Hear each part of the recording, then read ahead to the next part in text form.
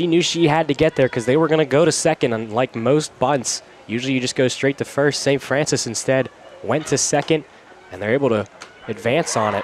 This one bounces and caroms off the glove of Bauer. One run will come home, and Robert Morris will score as Natalie Higgins knocked that one off of the glove of Bauer. So yeah, definitely an error on the shortstop there, and we saw a couple errors. This time, Robert Morris is taking advantage of them. Hit out to center field, and tagging and advancing is Kristen Prey. Now the ball gets away from third base. Prey will come home, and Higgins advances over to third, and another error leads to another Robert Morris run. Another error, and the Colonials are taking advantage of it, and they are loving it on the bench here, getting excited.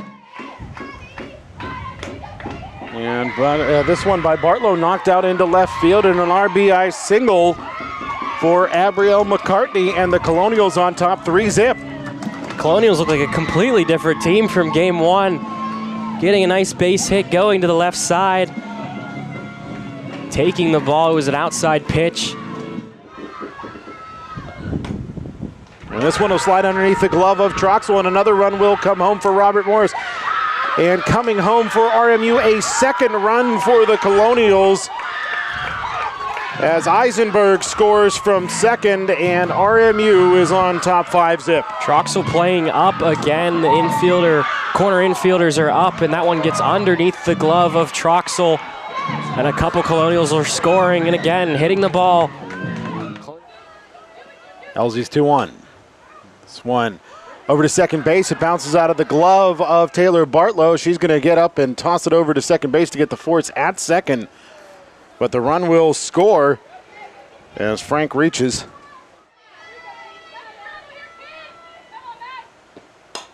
And this one to center field, and a grand slam for the St. Francis Red Flash. And we're tied at 5. Cabell got all of that one. Like I had said, she's swinging at strikes. She gets a nice fastball grooved in there by Elsie, and make no mistake, Madison Cabell, 14 home runs on the year. Doesn't get too many opportunities with runners in scoring position. Swing and a miss, but the ball gets away from the catcher, and the run will score, and Clark will get to first.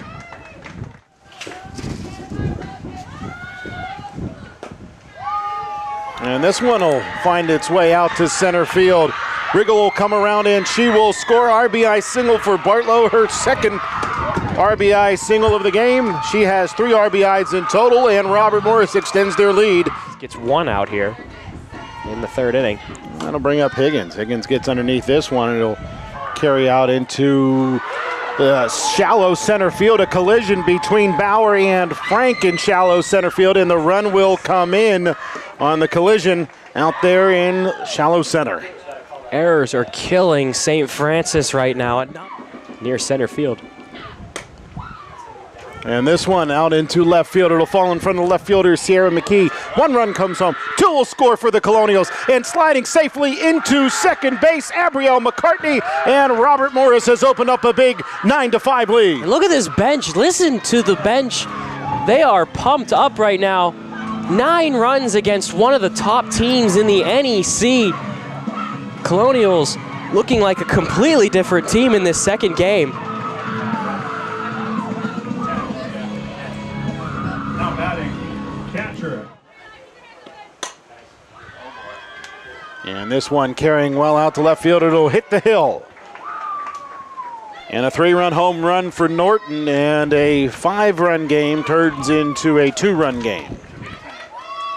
Well, if the Colonials look at it this way, it's not a grand slam, as there's only 2 runners on. Instead of a grand slam last time, this game only 2 runs right now. Cabell 1 for 2 with that 4 RBI grand slam, as well as the 6-4-3, and Cabell definitely got all of that one, as the first pitch she faces carries halfway up the hill in left center field, and it's a 1-run game.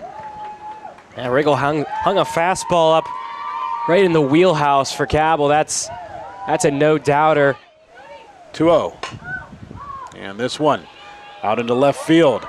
Bunner gets underneath it, throws home, but not online, and an RBI sac fly for Hoover ties the game, driving home Sierra McKee. Second pitch to Bauer. A home run, and St. Francis has their first lead of the game. The long ball leads to the red flash, taking their first lead, 11-10. Bauer with a home run again to center field. Shortstop. You have 359 average on the year, the top hitter for the Colonials. You like your chances if you're Robert Morris right now, but a big at-bat.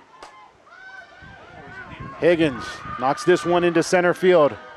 Frank will glove it. And the Colonials tie it at 11 on the sacrifice fly from Higgins. Tied at 11 all as Robert Morris, who held two separate 5-run leads, watched the second of those two disappear when St. Francis tied it at 10 all. St. Francis then reclaimed the lead, or took their first lead of the game, I should say, on a solo home run by Bauer in inning number 5. Now, St. Francis hasn't scored since then, but Robert Morris hadn't scored since the 3rd inning until the bottom of the 7th when Taylor Bartlow was brought home on a sacrifice fly by Higgins. And now St. Francis leads off inning number 8 with a single out to left field, and then an error allows McKee to advance from first to third. Hoover, who was pinch hit for in inning number 6, steps in here and knocks one out into left field where the ball is gloved by Bunner, and not much of an effort to bring that one home. Sierra McKee will score on the sacrifice fly by Hoover. And the 1-1. Swung on, out into left field. This one carrying well. It'll carry over the fence for a 2-run home run. And St. Francis steps out on top, 14-11. Well, if you expected them to score any other way, you'd be a bit surprised. This is exactly what we expected, a home run this time. And has now thrown 106 pitches in total.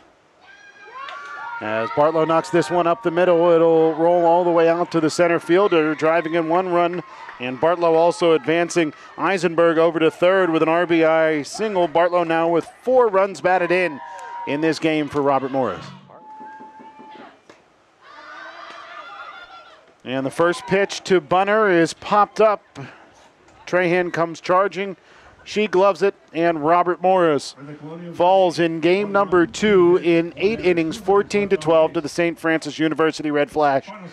And of the home games we've seen thus far, Spencer, this by far the biggest heartbreaker for RMU. Yeah, Colonials scoring 12 runs, the most the Red Flash have given up all year to any team